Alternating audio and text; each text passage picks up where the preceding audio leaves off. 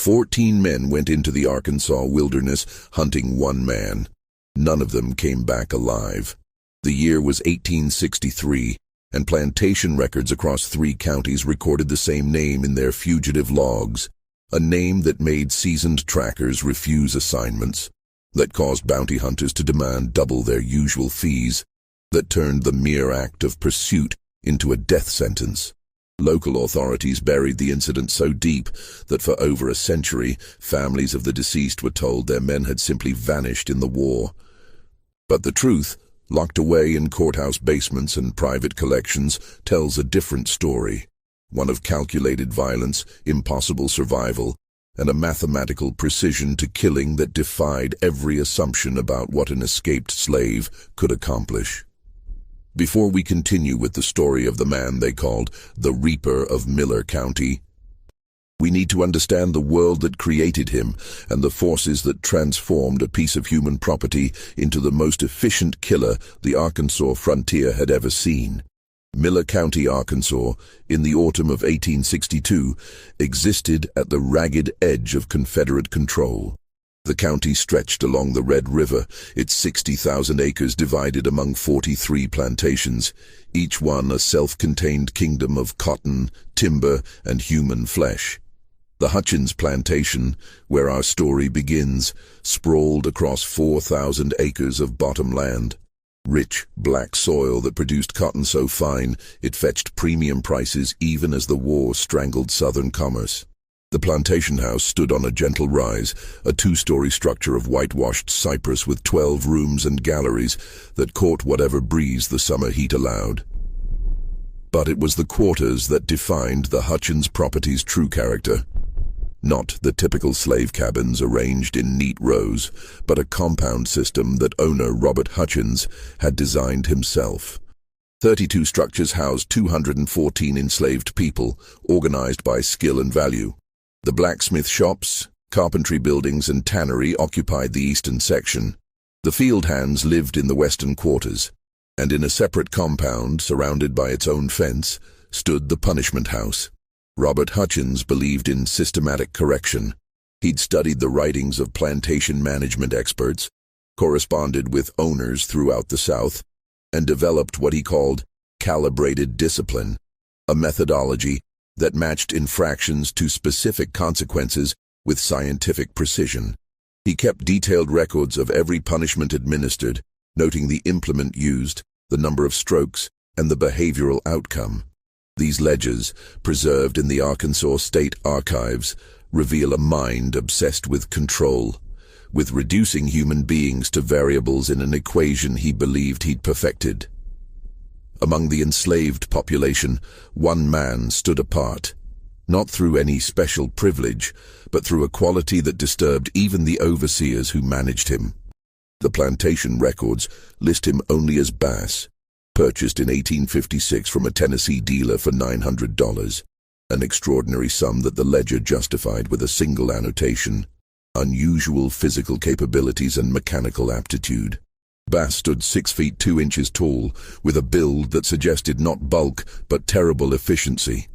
The kind of physique that came not from leisure but from years of labor that would have broken lesser men. He worked as a blacksmith and farrier, skills that gave him access to tools, to metal, to the practical knowledge of how things were made, and, more importantly, how they could be broken. The plantation's white blacksmith, a German immigrant named Otto Brenner, noted in a letter to his brother that Bass had a mind for mechanics that surpassed any craftsman I've known, regardless of station. He can look at a complex lock or mechanism and understand its workings instantly. It troubles me, though I cannot say why. What troubled Brenner was simple enough. Intelligence in a slave was dangerous. But intelligence combined with absolute silence was terrifying. Bass spoke only when directly addressed, answered in the minimum words required, and showed his owners a face that revealed nothing. The house slaves whispered that he'd learned this in Tennessee, that his previous owner had tried to break him using methods that left scars across his back like a map of suffering. But if that suffering had broken something in Bass, it wasn't his will. It was whatever capacity he might have had for mercy. He'd been at Hutchins' plantation for 6 years when the war broke out. While other slaves whispered excitedly about Union armies and freedom, Bass remained silent. While others were caught attempting escape and subjected to Hutchins' calibrated discipline, Bass showed no inclination to run. He shod horses, repaired tools, crafted hinges and chains and shackles with hands that never trembled, eyes that never met those of the white men who supervised his work. Robert Hutchins believed he'd found the perfect slave. Talented, obedient, seemingly content within the boundaries of his existence. He had no idea he was looking at a man who'd spent 6 years studying every inch of the plantation, memorizing patrol schedules, cataloging weapons, and preparing for a moment that would require perfect timing and absolute ruthlessness. That moment came on November 3, 1862, when Hutchins made the mistake of taking Bass with him to the county seat. The trip to Texarkana should have been routine, a quarterly journey to handle legal matters, purchase supplies, and maintain the social connections that kept plantation society functioning. Hutchins brought Bass to handle the horses and assist with loading heavy items. What Hutchins didn't know was that Bass had been waiting for exactly this opportunity, to be off the plantation, in a town where multiple roads offered escape routes, where the chaos of wartime made unusual movements less suspicious. The day proceeded normally until mid-afternoon, when Hutchins stopped at the county courthouse to file paperwork related to a property dispute. He left Bass with the wagon on the street, a decision that would have been unthinkable before the war, but had become common as white labor grew scarce. The usual crowd of merchants, soldiers on leave, and farmers conducting business filled the streets. No one paid particular attention to one more slave standing by a wagon. What happened next unfolded so quickly that witnesses could barely reconstruct the sequence. Hutchins emerged from the courthouse around 4 o'clock, papers in hand, discussing something with the county clerk. He walked toward the wagon, still talking, and reached for the driver's bench. Bass stood beside the wagon, head bowed, posture submissive. Then, in a movement that Otto Brenner would later recognize as similar to how Bass struck hot metal on an anvil, with perfect economy and devastating force, Bass picked up a bundle of iron chains from the wagon bed and swung them in a wide arc that caught Hutchins across the side of the head. The clerk's testimony, given under oath 3 days later, stated that Hutchins dropped like a puppet with cut strings. Bass didn't pause to confirm the results. He dropped the chains, grabbed a coil of rope and a burlap sack from the wagon, and vaulted onto the driver's bench. Before anyone in the street could fully process what they'd witnessed, he had the horses moving at a canter that quickly became a gallop, heading east on the road that led toward the deep timber country along the Sulphur River. The clerk ran into the street shouting for help. People rushed to where Hutchins lay in the dust, blood pooling around his head. A physician examined him and pronounced that he still lived, though barely. Someone fired a rifle shot, the traditional signal that a slave had run. Within minutes, the alarm had spread through Texarkana like fire through dry grass. By sunset, 18 men had assembled at the courthouse, a mixture of plantation overseers, professional slave catchers, and opportunistic bounty hunters drawn by the $300 reward Robert Hutchins's brother posted from his bed, where he lay with a cracked skull and uncertain prospects. The group organized itself under the leadership of a man named William Taggart, a slave catcher with a reputation for never losing a fugitive. Taggart had spent 20 years pursuing runaways through Louisiana, Mississippi, and Arkansas. He owned 6 dogs, savage animals trained to track and immobilize, and carried a modified shotgun loaded with rock salt, designed to cause agonizing pain without killing valuable property. But Taggart made a critical error in judgment that night. He assessed Bass as a typical fugitive, desperate, panicked, making decisions driven by fear rather than calculation. He divided his 18 men into 3 groups. 6 men would follow the road east. 6 would take a parallel route through the timber. The remaining 6, including Taggart himself, would circle north and position themselves to intercept Bass when he inevitably tried to cross into Indian territory, where runaway slaves often sought refuge.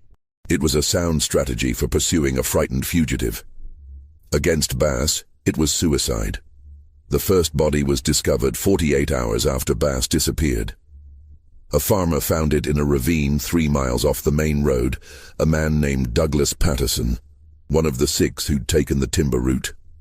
Patterson had been strangled with such force that his larynx was crushed. His rifle, pistol, and knife were missing. More disturbing was the positioning of the body, deliberately placed where it would be visible from a game trail, arranged with arms outstretched, as if in warning. William Taggart's group found the body around noon on November 5th. Taggart examined the scene with the careful attention of a man whose survival depended on reading signs. What he saw troubled him enough that he sent 2 men back to Texarkana with a message requesting additional help and bloodhounds. The remaining men in his group, himself and 3 others, pressed forward, following what Taggart believed was Bass's trail heading northeast. They made camp that night in a clearing beside a creek, maintaining a careful watch. The 3 men took turns standing guard while the others slept, rifles loaded and ready. Taggart woke at dawn to find one of his men missing. They found him 20 yards from camp, dead from what the subsequent inquest would describe as manual strangulation with evidence of struggle. His weapons were gone. So was his ammunition. That was when Taggart realized he wasn't pursuing a fugitive. He was being hunted. The revelation came too late. Over the next 4 days, 11 more men died in the Arkansas wilderness. The second group of 6, following the road east, was found scattered across 3 miles of territory. 3 had been strangled. 2 had died from what appeared to be blunt force trauma, killed by rocks or wooden clubs. 1 had drowned in 4 feet of water in a creek, held under with methodical patience. Their weapons had vanished. Their ammunition pouches were empty. The pattern emerged slowly, pieced together by the county sheriff and a former army officer brought in to make sense of the massacre. Bass wasn't running. He was conducting a systematic campaign of elimination, using tactics that suggested military training or natural strategic genius. He'd studied his pursuers' methods, anticipated their movements, and turned their own strategies against them. The division into smaller groups, meant to cover more territory, had made them vulnerable. Bass picked them off individually or in pairs, using darkness and terrain to his advantage. More disturbing were the details that emerged from examining the bodies and the kill sites. Bass had constructed deadfalls and snares along likely approach routes, traps that showed sophisticated understanding of weight distribution and trigger mechanisms.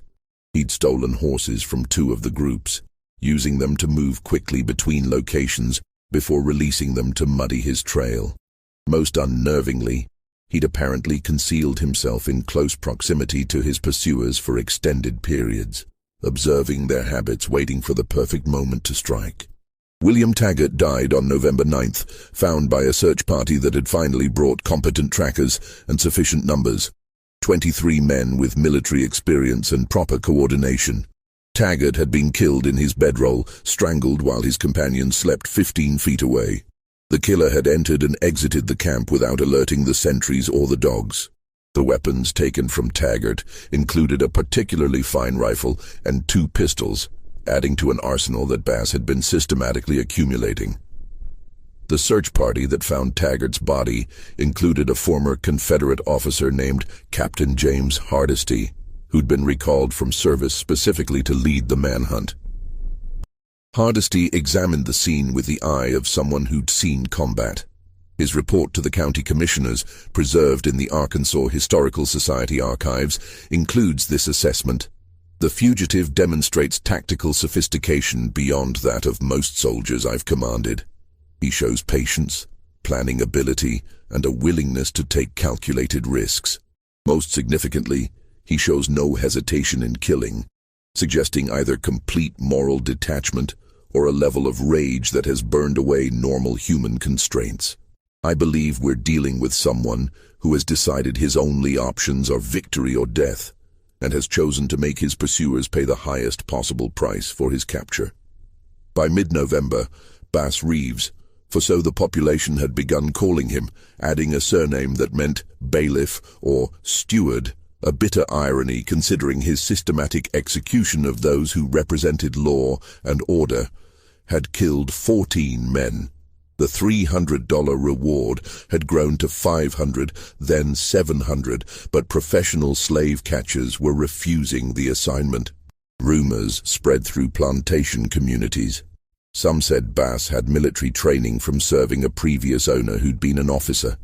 Others claimed he'd learned tracking from Native Americans.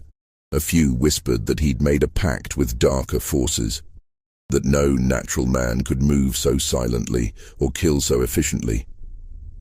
But the truth was simpler and more terrifying. Bass had spent 6 years in absolute silence, watching and learning, converting every observation into practical knowledge. He'd studied how patrols moved, how trackers worked, how men thought when they believed themselves superior. He'd worked metal in a forge, learning about strength and breaking points, about leverage and force. And somewhere in those 6 years, he'd made a decision that whatever happened after escape, whoever came after him, would learn that treating a human being as property came with a cost measured in blood. The military eventually became involved, not officially, but through Confederate officers on leave who saw the manhunt as an opportunity to maintain discipline among the enslaved population. If one escaped slave could kill 14 pursuers with impunity, what message did that send to the hundreds of thousands still held in bondage throughout the South? Captain Hardesty was joined by 2 other officers, and together they assembled a force of 32 men, former soldiers with combat experience, armed with military-grade weapons, and organized into a proper tactical formation. They spent 2 weeks searching the territory between the Red River and the Sulphur, using methods developed in warfare against Native American tribes, systematic sweeps, coordinated movements, and camp security that involved multiple sentries and defensive positions.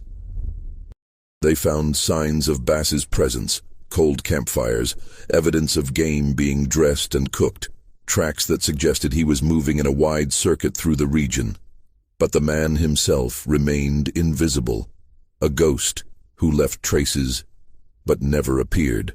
The truth that Hardesty's journals reveal, documents donated to the Arkansas Military History Museum by his descendants, is that Bass was conducting a different kind of war.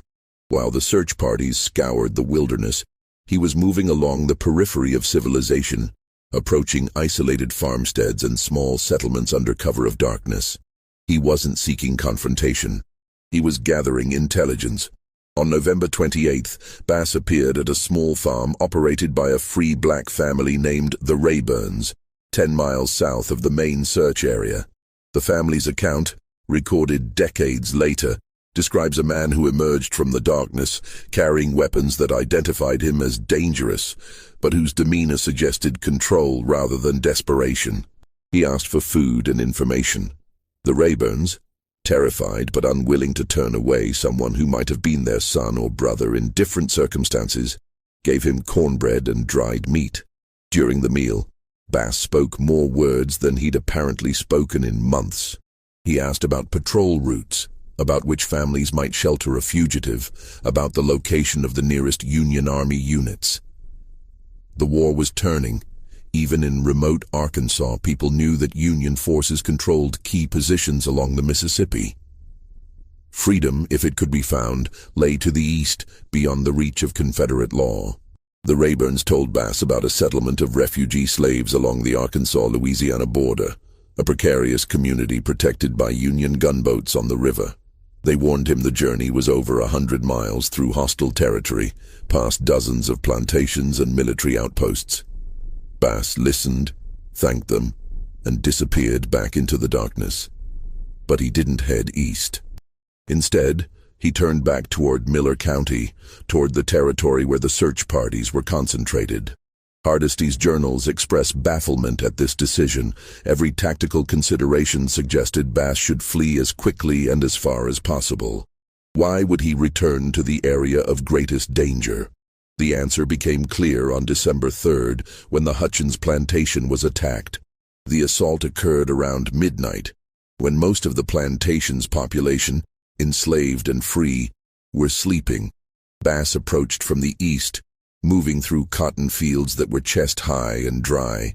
He'd apparently been observing the plantation for several nights, studying routines and security measures that had grown lax in his absence. The overseer, A man named Harold Vickers maintained a night watch. 3 white men with rifles who patrolled the compound areas. Bass avoided them entirely, circling to the stables where the plantation's horses were kept. What followed was later reconstructed from physical evidence and accounts from enslaved witnesses who saw portions of the events. Bass set fire to the stable, using materials he'd apparently prepared in advance. Oil-soaked rags and kindling positioned to create maximum flame spread. The fire caught quickly, spreading through the dry wood structure and panicking the horses trapped inside. The night watch responded immediately, running toward the flames. So did others roused by the noise. Overseers, the plantation manager, even Robert Hutchins himself, recovered from his head wound, but still weak. In the chaos and darkness, with everyone's attention focused on the burning stable and the screaming horses, Bass moved through the plantation compound with apparent specific purpose. He went to the punishment house. The structure had been locked from the outside, standard practice, to prevent anyone inside from leaving until their sentence was complete. 2 people were being held there that night, accused of stealing food and awaiting morning discipline. Bass broke the lock with tools he'd brought, opened the door and spoke briefly to those inside. Then he moved to the overseer's quarters, a small building near the main house. Harold Vickers had run toward the stable fire like everyone else, but he'd apparently realized something was wrong and doubled back. He encountered Bass in the darkness between buildings. What happened next was heard by multiple witnesses, but seen by none. Sounds of struggle, a shout cut short, then silence. Vickers' body was found at dawn, strangled like Bass's previous victims. Beside him lay a branding iron, the same implement he'd used countless times to mark runaways who'd been recaptured. The iron had been placed across Vickers's chest, cold but positioned with obvious symbolic intent. By the time the fire was extinguished and order restored, Bass had vanished. So had 6 enslaved people from the Hutchins plantation, including the 2 he'd freed from the punishment house. They disappeared into the darkness, following a man who demonstrated that while escape was costly, the price could be paid in enemy blood rather than fugitive terror. The attack on Hutchins' plantation transformed Bass Reeves from a fugitive into something approaching myth. Throughout Miller County and beyond, the enslaved population whispered about the man who'd killed those who hunted him, who'd returned to free others, who moved through the landscape like smoke. The white population responded with increasing paranoia. Patrols doubled and tripled. Slave catchers demanded outrageous fees. Plantation owners slept with loaded weapons beside their beds. But the Confederate authorities faced a dilemma. The war was consuming men and resources. Every soldier dedicated to hunting one fugitive was a soldier not fighting Union forces. And Bass had now demonstrated that pursuit meant casualties. The 14 men he'd killed represented a significant loss for a county that had already sent most of its able-bodied white men to military service. Captain Hardesty proposed a different approach. Rather than continuing active pursuit, his strategy involved establishing a perimeter and waiting. Bass had to eat, had to find shelter, had to eventually move toward Union lines if he truly wanted freedom. Hardesty positioned his forces at key river crossings and along major roads. He coordinated with neighboring counties, creating a network of checkpoints and patrols designed to catch Bass when he inevitably attempted to travel east. For 3 weeks in December, the strategy seemed to work. There were no sightings, no attacks, no signs of Bass's presence. Hardesty believed the fugitive was holed up somewhere, possibly wounded, definitely running low on supplies. Winter was setting in.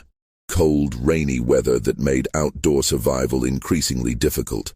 Time, Hardesty believed, was now working against Bass.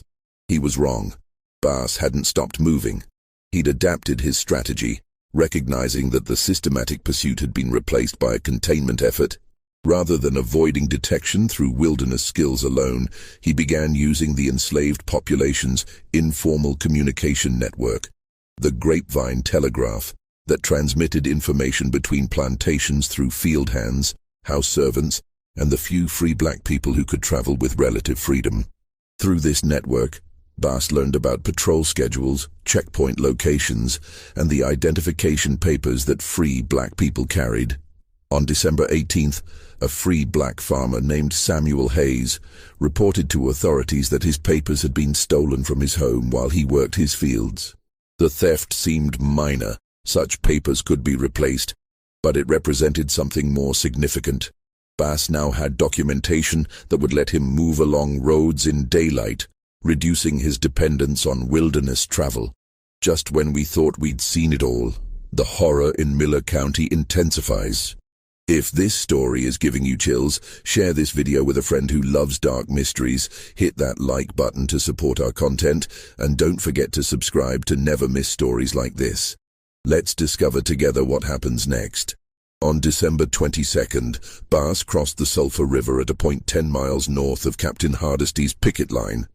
He'd spent days observing the patrols, timing their movements, identifying the gap in coverage that existed for approximately 40 minutes each afternoon when shift changes occurred. He traveled as Samuel Hayes, carrying stolen papers and leading a horse he'd taken from an isolated farm. Anyone who saw him saw a free black man going about legitimate business.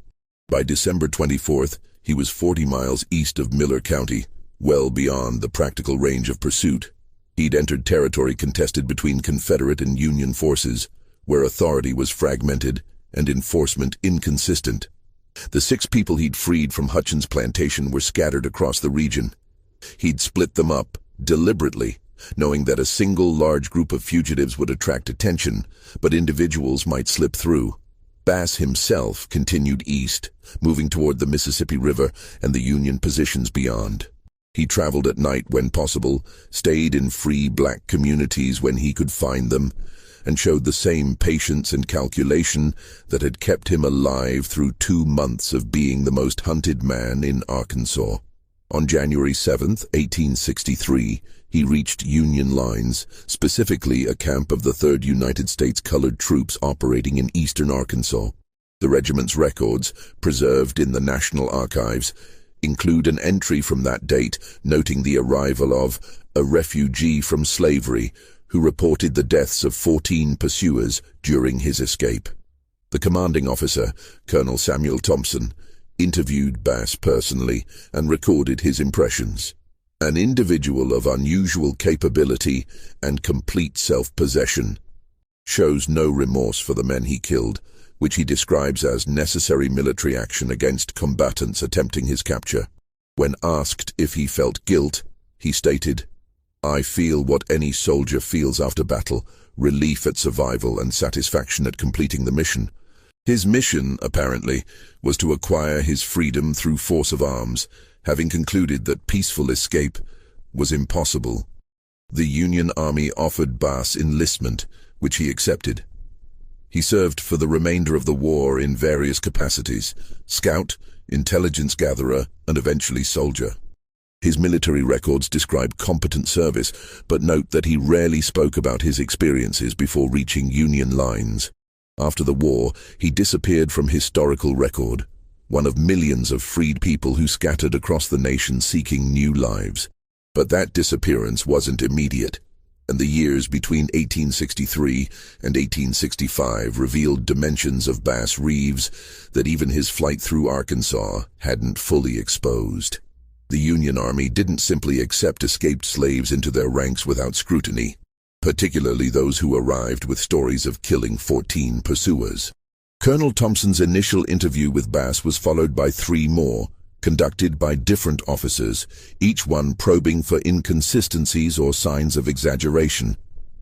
What emerged from those interviews, documented in reports that military historians discovered in the 1970s, was a detailed account that remained consistent across all tellings. Bass described each killing methodically: the location, the circumstances, the tactical considerations that led to his approach. He sketched maps from memory showing where bodies could be found. He listed the weapons he'd taken and explained how he'd modified some of them for better concealment or efficiency. The officers conducting the interviews reached a unanimous conclusion, stated explicitly in a report dated January 15, 1863. This individual is neither boastful nor remorseful. He describes acts of lethal violence with the detachment of a craftsman explaining his work. We assess him as highly capable, potentially valuable for irregular operations, and completely reliable within the scope of assigned duties.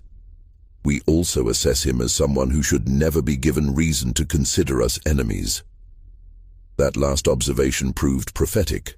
Bass was assigned to a scout unit operating in contested territory, the fluid zone between Confederate and Union control, where information was currency and survival depended on reading situations quickly. Scout work suited his capabilities perfectly.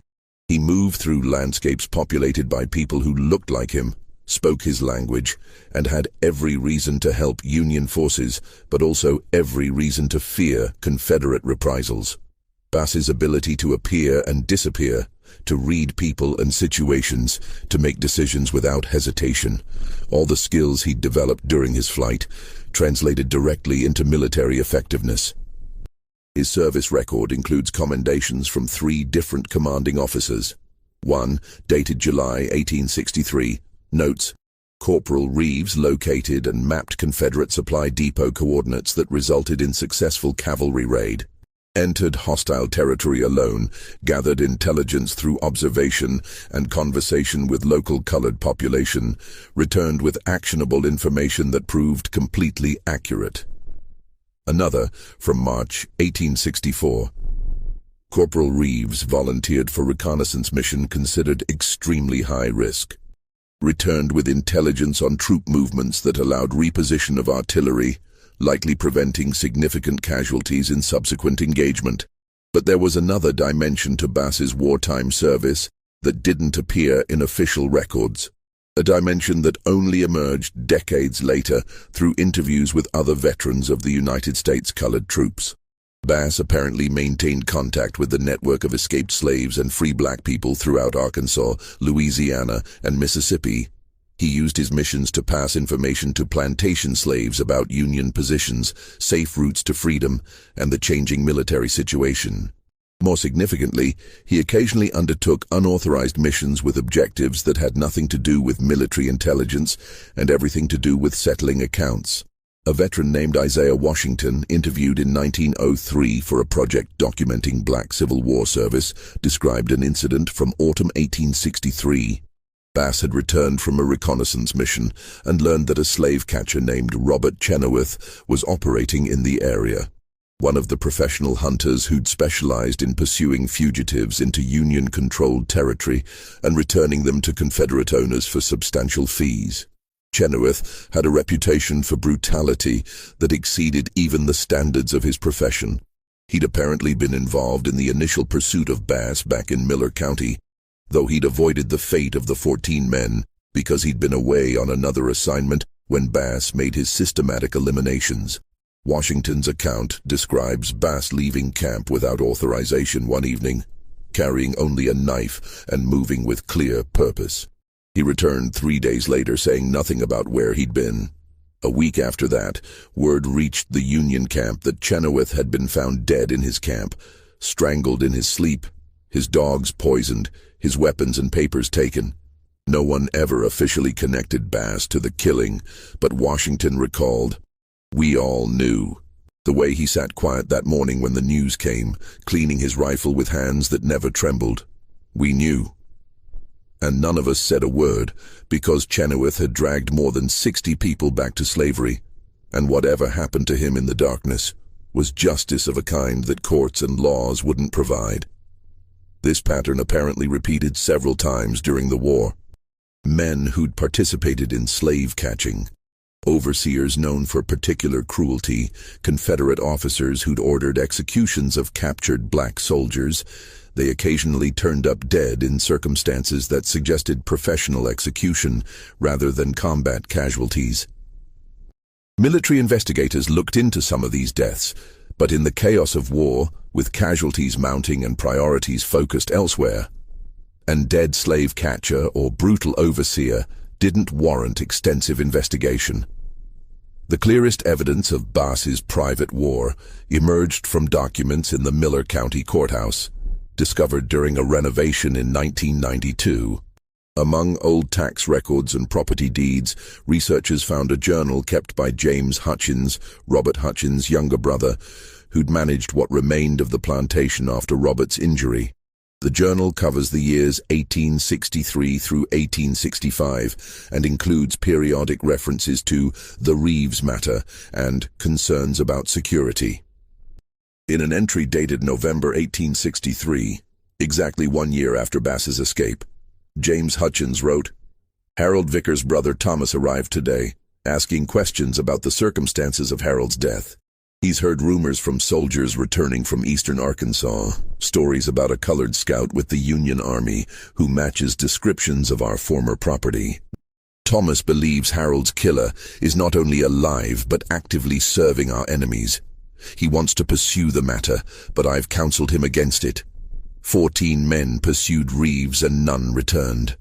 Thomas Vickers, whatever his grief, would be a 15th corpse. Some debts must remain uncollected because the cost of collection exceeds any possible benefit." But Thomas Vickers didn't take that advice. Documents from Union Army records show that in January 1864, a civilian was captured near Union lines carrying a loaded rifle and papers identifying him as Thomas Vickers of Miller County, Arkansas. He claimed to be a Confederate sympathizer gathering intelligence, but under interrogation, he admitted he was looking for a specific individual, a Union scout named Bass Reeves, whom he believed had killed his brother. The interrogation report, signed by Colonel Thompson himself, describes what happened next.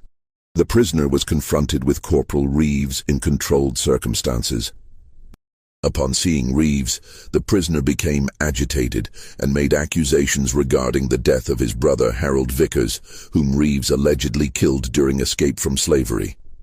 Corporal Reeves confirmed the killing, stating, "Your brother participated in pursuing me with intent to return me to bondage or kill me in the attempt.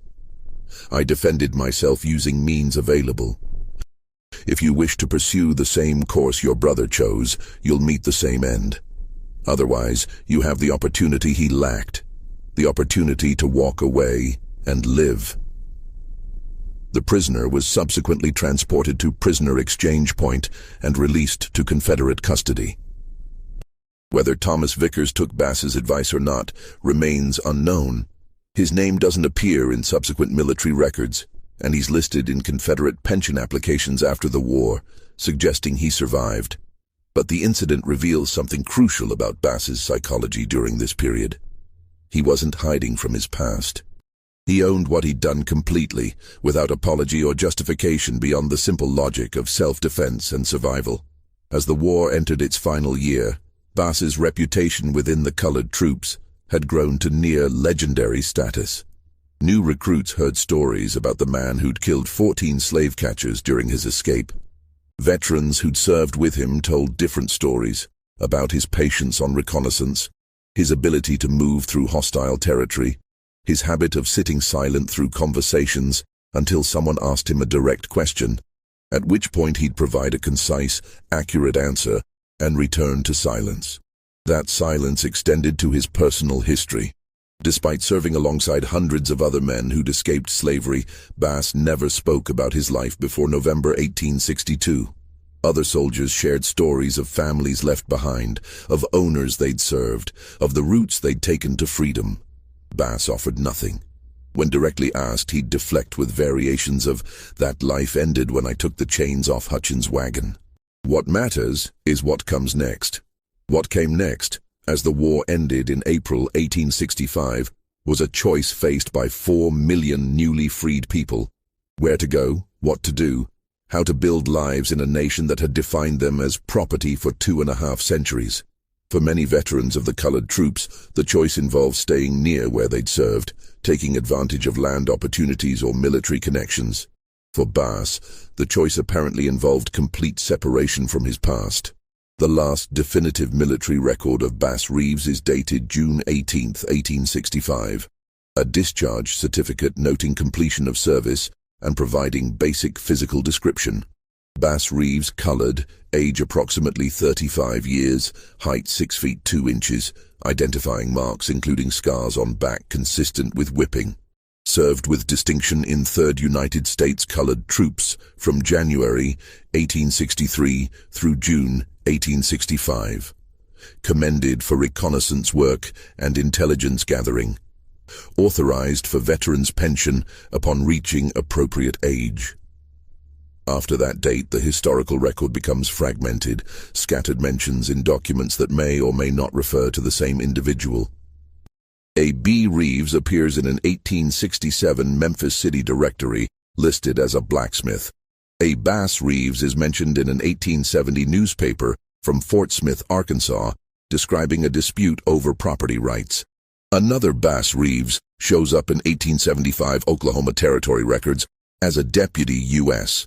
Marshal, though some historians dispute whether this is the same person who escaped from Miller County 12 years earlier. What's documented beyond dispute are the reverberations of his story through the communities most affected by it. In Miller County, the white population dealt with the Bass Reeves incident through collective amnesia. The 14 dead men were rarely mentioned. The circumstances of their deaths were simplified or obscured. Family members who knew the truth kept it private, sharing it only in guarded conversations with those who'd understand the shame of having lost fathers or brothers to someone they'd been taught to consider inherently inferior. But the formerly enslaved population throughout Arkansas and surrounding states preserved every detail. The story was told and retold, often embellished but maintaining its essential core. One man had refused to accept bondage, had fought with systematic efficiency, had killed everyone sent to recapture him, and had walked away to freedom. In churches and family gatherings, in the quiet moments when elders spoke to youth, the story served multiple purposes. It was inspiration, proof that resistance was possible.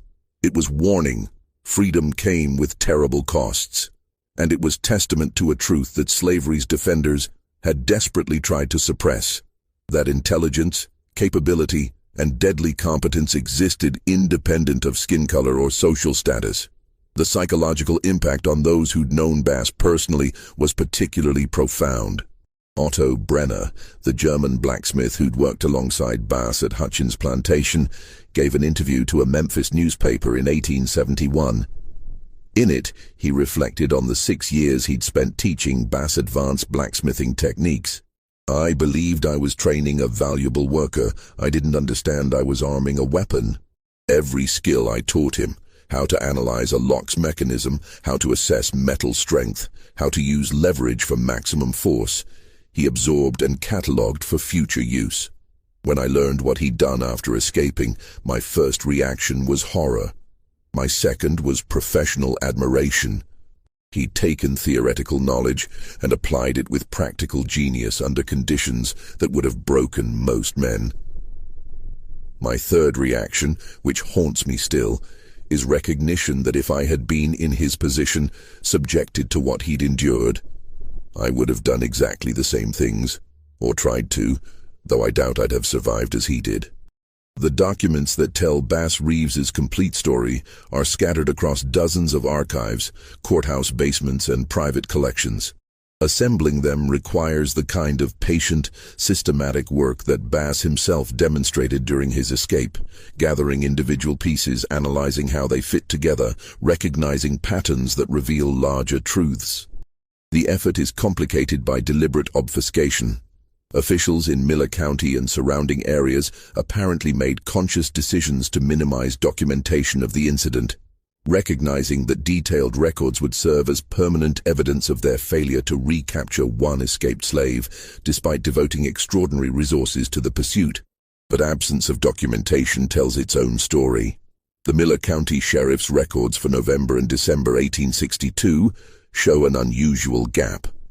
Routine reports resume in January 1863 without any explanation for the missing weeks. The county commissioners' meeting minutes from that period mention expenses related to fugitive recovery, but provide no details about the fugitive, the recovery efforts, or the outcomes. Tax records show 14 death certificates filed between November and December 1862, but the causes of death are listed generically as misadventure, accident, or simply deceased. The families of the dead men, however, kept their own records. Estate settlements, property transfers, and pension applications documented in state archives reveal the human cost of the pursuit. Douglas Patterson, the first man killed, left a wife and 3 children who lost their farm within 2 years of his death, unable to maintain it without his labor.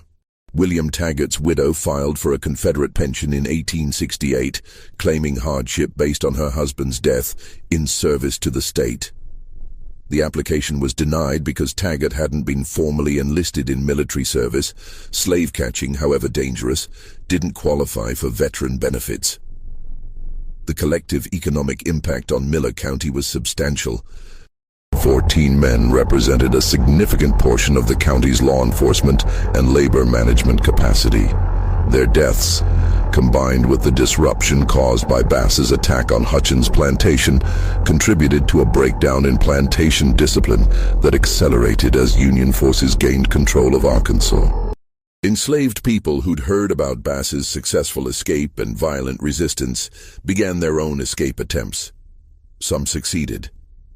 Others were caught and subjected to punishments that grew increasingly severe as owners tried desperately to maintain control over property that understood it would soon be freed.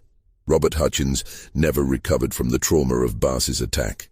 Medical records from a Memphis physician, preserved in that city's medical archives, described treating Hutchins in 1864 for symptoms that included persistent headaches, memory problems, and paranoid anxiety. The physician's notes describe a man convinced that his former property will return to complete the work started with the chain strike. Patient maintains loaded weapons at all times, starts at sudden sounds, and reports difficulty sleeping. Physical examination shows healed skull fracture with possible permanent damage to brain tissue. Psychological condition appears rooted in assault trauma, combined with recognition that social order he'd assumed permanent is collapsing around him. Hutchins sold his plantation in March 1865, taking a substantial loss because buyers recognized that slave-based agriculture was ending. He moved to Texas, purchased a small farm, and died in 1869, according to his death certificate, from complications of old head injury. His obituary in the Tyler, Texas newspaper made no mention of how he'd received that injury, describing him simply as a former Arkansas planter who'd relocated after the recent unpleasantness. The Hutchins Plantation property itself underwent transformation that reflected the broader changes sweeping through the South. During Reconstruction, portions were sold to formerly enslaved people through programs designed to redistribute land.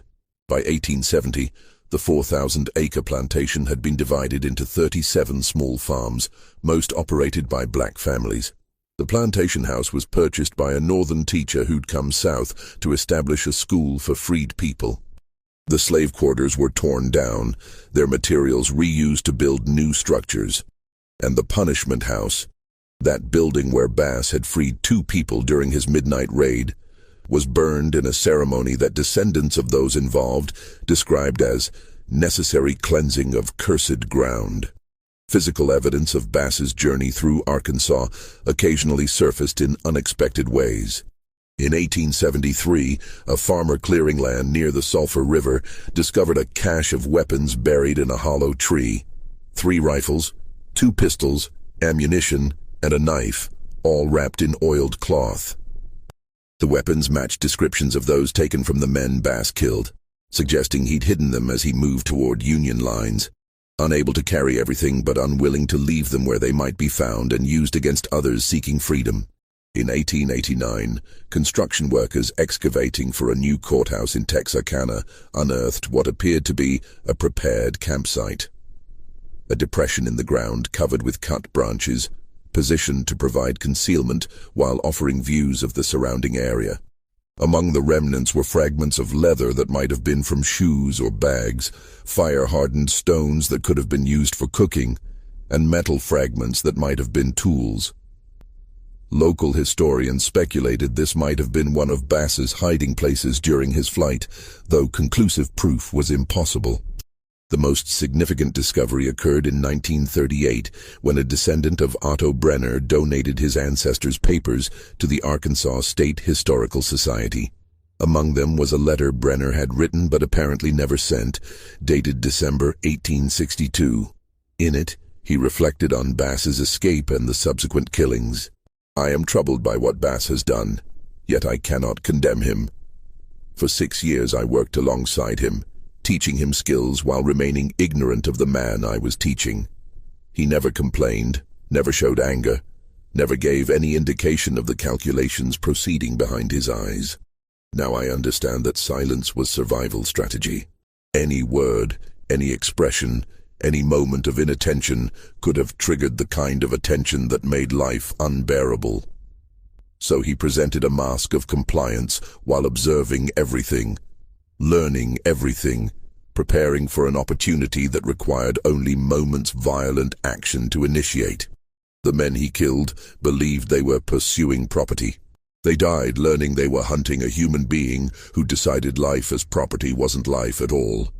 That death was preferable to continued bondage, and that anyone participating in his recapture was an enemy to be eliminated without hesitation or mercy.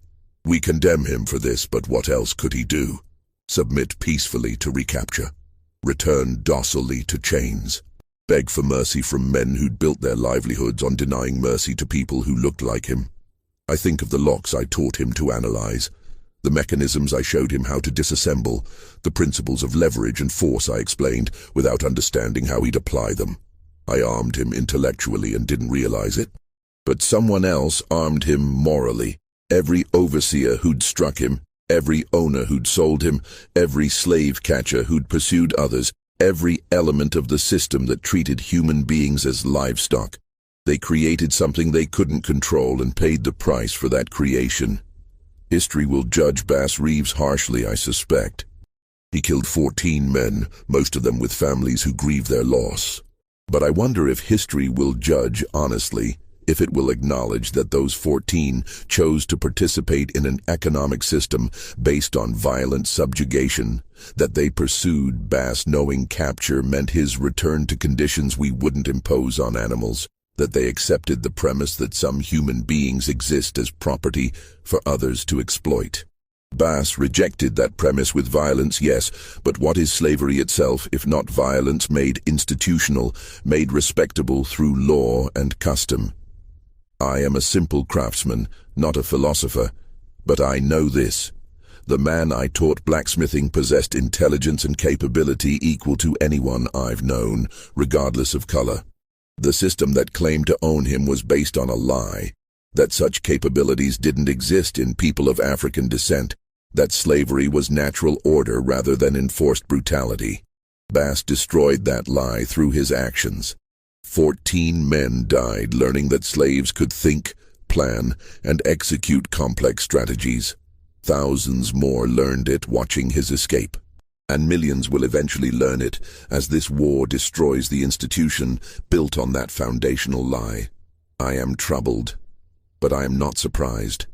The surprise would have been if someone with Bass's capabilities had remained docile under conditions designed to break the spirit of lesser men. He broke free instead, and I suspect future generations will debate whether he was criminal or freedom fighter, murderer or soldier, monster or hero. I know only that he was human, fully human, and humans confronted with his circumstances will do extraordinary things to survive. Brenner's letter never reached its intended recipient, his brother in Pennsylvania, but its preservation provides insight into how at least one white Southerner processed the cognitive dissonance of recognizing capability and humanity in someone the system defined as property. The question of what happened to Bass after June 1865 has never been definitively answered. The various Bass Reeves who appear in historical records might be the same person living under his chosen name, or different people who happen to share it. The lack of photographs from the Civil War period makes visual confirmation impossible. The absence of detailed physical descriptions beyond height and scars means any reasonably tall black man with whipping scars might have been the Bass Reeves who escaped from Miller County. Some researchers believe Bass deliberately obscured his post-war life, recognizing that his reputation as a killer might attract unwanted attention or revenge attempts. Others suggest he simply disappeared into the anonymity that 4 million freed people enjoyed. No longer property requiring documentation, just one more person trying to build a life in a transformed nation. The most intriguing possibility involves the deputy U.S. Marshal named Bass Reeves, who served in Oklahoma Territory from the 1870s through the early 20th century. This Bass Reeves was legendary in his own right. A lawman who reportedly arrested over 3,000 criminals during his career, killed 14 men in self-defense during that service, and demonstrated tracking abilities and tactical skills that earned him a reputation as one of the most effective marshals on the frontier. The numerical coincidence, 14 men killed during escape from slavery, 14 men killed during career as a lawman, has fueled speculation that they're the same person. The skills required for successful law enforcement on the frontier, tracking, wilderness survival, tactical thinking, ability to make life or death decisions without hesitation, align perfectly with the skills Bass demonstrated during his escape. And the psychology of someone who'd killed pursuing slave catchers might well translate into effective law enforcement in a different context. But the historical record provides no conclusive connection. The marshal named Bass Reeves claimed to have been born in Arkansas and freed during the war, but offered no details about his enslaved life or military service. He deflected personal questions with the same kind of silence that characterized the Bass Reeves who'd escaped from Hutchins' plantation. When asked directly about his past, he reportedly said, "What I did before I took the badge isn't relevant to the work I do now. Judge me by present actions, not past circumstances."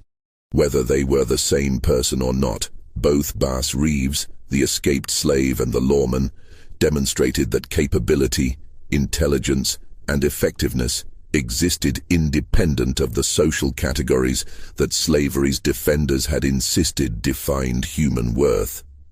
Both challenged assumptions about what black men could accomplish when given opportunity and necessity in equal measure. The legacy of the Miller County incident extended far beyond one man's story. Throughout the post-war South, formerly enslaved people told their children and grandchildren about Bass Reeves, sometimes using his actual name, sometimes calling him the blacksmith, sometimes simply referring to the man who killed 14 and walked away free. The story served as psychological counterweight to the degradation of slavery and the ongoing oppression of Jim Crow. It proved that resistance was possible, that the masterclass wasn't invincible, that one person with sufficient determination could defeat overwhelming odds. For white Southerners, particularly in Arkansas, the story represented a different kind of lesson. A reminder that systems based on violent subjugation create their own resistance, that treating human beings as property generates rage that will eventually find expression, and that underestimating opponents based on arbitrary characteristics like skin color can have fatal consequences. The 14 men who died pursuing Bass made a choice when they accepted the assignment. They chose to participate in a system of human bondage, to use their skills and strength to maintain that system, to pursue someone who decided death was preferable to continued enslavement. They died because they underestimated their target, because they assumed superiority based on race rather than capability, because they entered a competition they didn't understand against an opponent who'd spent 6 years preparing for exactly this challenge. Bass Reeves, whoever he became after the war, left behind a story that couldn't be suppressed, despite the best efforts of those who found it threatening or embarrassing. The documents survived in scattered archives. The memories persisted in oral tradition, and the essential truth remained. One man rejected bondage with such effectiveness that 14 pursuers died in the attempt to recapture him, and the institution of slavery in Miller County, Arkansas, never fully recovered from the demonstration that slaves could think, plan, resist, and win. This mystery shows us that the most dangerous stories, the ones most carefully hidden, most deliberately obscured, most conveniently forgotten, often reveal truths that societies would prefer remain buried. The story of Bass Reeves and the 14 men who died hunting him exposes the violence inherent in slavery, the capability denied by racism, and the terrible price paid when one group of humans decides another group exists only as property.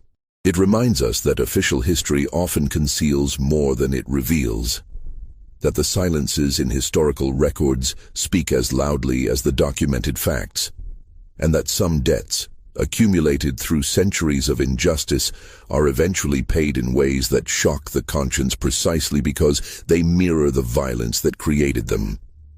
What do you think of this story? Do you believe everything was revealed? Or are there still secrets buried in Arkansas courthouse basements, in family papers that descendants are reluctant to share, in oral traditions that haven't yet been documented? Leave your comment below. If you enjoyed this tale and want more horror stories like this, subscribe, hit the notification bell, and share with someone who loves mysteries that challenge our understanding of history, capability, and the human capacity for both oppression and resistance. See you in the next video.